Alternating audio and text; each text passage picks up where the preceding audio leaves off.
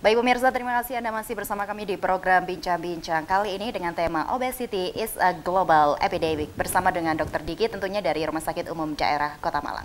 Dan tentunya ini adalah segmen terakhir kita pemirsa, karena di segmen ini juga nanti akan ada beberapa pertanyaan dari pemirsa yang akan kita ajukan ke Dr. Diki. Namun sebelum itu saya akan bertanya kembali ke Dr. Diki bahwa kita sekarang berada di negara Indonesia yang kadang kala ada beberapa masyarakat yang obesitas juga harus dilihat dari tidur yang cukup juga mempengaruhi supaya orang tidak beresiko terkena obesitas. Tapi juga ada orang-orang yang kalau misalkan lapar mau tidur, kalau belum makan nggak enak. Nah, kira-kira untuk menghadapi kasus yang seperti ini seperti apa, Dokter Diki? Ya, terima kasih Mbak. Jadi sebetulnya ibarat mobil, ya, jangan ngisi bensin ketika mobil mau parkir. Nah itu. Jadi isilah bensin ketika kita mau pakai mobil untuk perjalanan jauh. Ya. Ini salah satu penyebab obesitas. Ya. Mengisi bahan bakar, asupan yang banyak, karbo tinggi, kemudian dipakai untuk tidur. Apalagi di jam-jam tertentu, jam-jam 12 kadang merasa lapar begitu. Ya, apalagi dia bangun hanya untuk mengemil. Iya. Tidur lagi. Ini sangat tidak baik. Jadi culture-nya harus dirubah.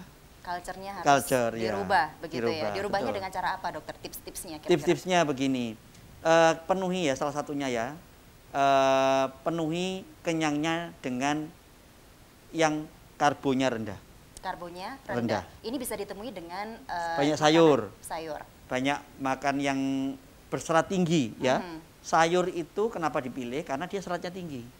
Kalau nggak suka sayur apa penggantinya? Tapi saya suka nasi. Coba ganti nasi dengan beras merah. Ya, atau gantilah nasi dengan gandum. Orang Barat itu banyak makan gandum, sehingga salah satu penyebab untuk menurunkan risiko jantung koroner dan stroke adalah dengan banyak makan gandum. Karena di sana kan sayur tidak sebanyak di Indonesia kan. Cuman mereka kok tidak sebanyak kita juga untuk kena jantungnya. Ternyata kita banyak makanan yang kurang serat. Kemudian yang kedua Mbak, adalah berpuasa. Berpuasa ini memang sangat ini ya, menyehatkan tubuh. Karena memberikan tubuh waktu untuk beristirahat, memproduksi insulin dan hormon-hormon lain.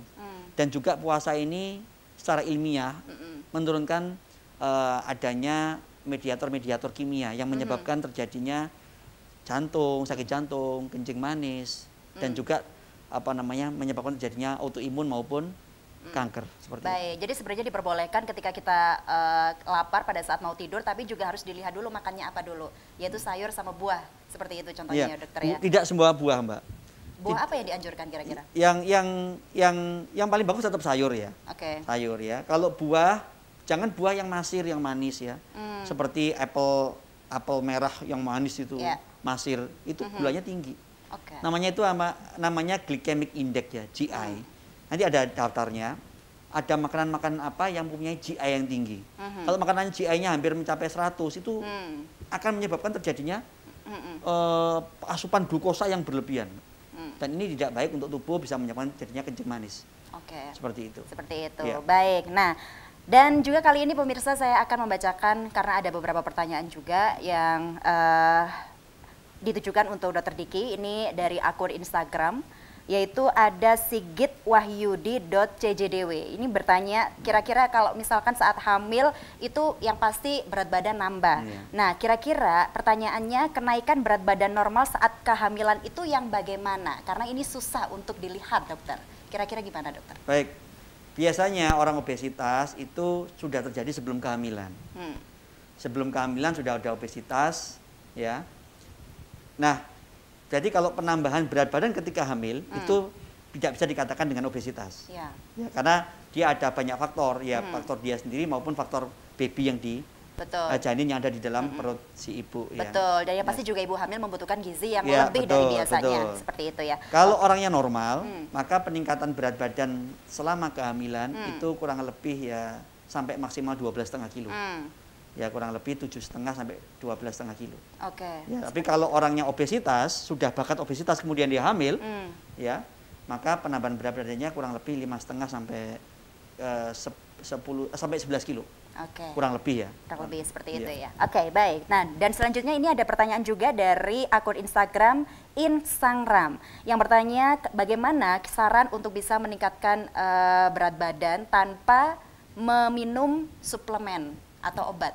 Kira-kira seperti apa, dokter? Kepengen meningkatkan? Meningkatkan berat badan. Oke. Karena ada juga orang yang merasa dirinya mungkin kurang berat badannya sehingga ingin lebih begitu. Seperti apa? Kalau sudah mencoba dengan cara-cara yang tadi ya, makanan yang banyak mengandung protein ya untuk pembentukan massa otot, massa tubuh ya. Kemudian tidurnya sudah diatur cukup ya. Kemudian olahraga juga sudah bagus ya. Maka periksakan ke dokter. Ya, barangkali ada kelainan, misalnya kelainan hormon gondo. Barangkali dia terkena cacingan, parasit ya, cacingan. Seperti itu bisa. Nah, atau dia memang bakatnya dari keturunannya dari eyang-eyangnya, nenek moyangnya tidak ada yang gemuk, ya itu sudah memang susah seperti itu. Baik, jadi memang upayanya harus dengan cara makan yang sehat-sehat, pola tidur yang cukup dan juga olahraga yang cukup pemirsa. Dan juga Anda harus periksa ke dokter, khususnya untuk yang bertanya ini ada Instagram ya. Dan untuk periksa Anda juga bisa berkunjung ke Rumah Sakit Umum Daerah Kota Malang di Jalan Rajasa nomor 27, Bumi Ayu, Kedung Kandang, Kota Malang. Dan tentunya untuk Dokter Diki, ini pertanyaan terakhir dari saya bahwa kita semua ingin hidup sehat. Kita juga ingin menjadi generasi yang sehat. Kira-kira sejauh ini upaya dari RSUD Kota Malang untuk bisa mewujudkan generasi yang sehat bagaimana? Ya, jadi itu ada usaha-usaha yang terbaik adalah usaha preventif ya.